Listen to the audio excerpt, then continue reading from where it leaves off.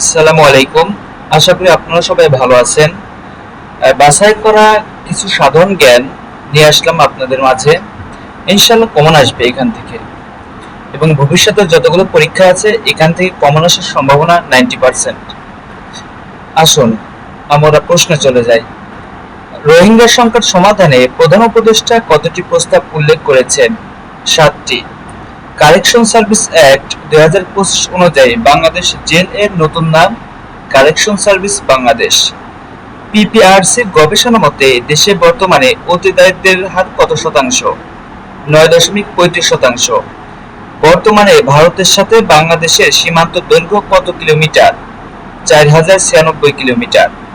রোহিঙ্গা জনগোষ্ঠী বর্তমানে বাংলাদেশে কতটি আশ্রয় শিবিরে রয়েছে? 33টি আশ্রয় শিবির। বাংলাদেশে পানি আইন করা হয় কত সালে?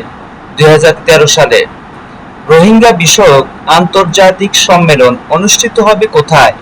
দোহা, কাতার। ইইউ দেশসমূহের মধ্যে প্রবৃদ্ধিতে শীর্ষ দেশ স্পেন।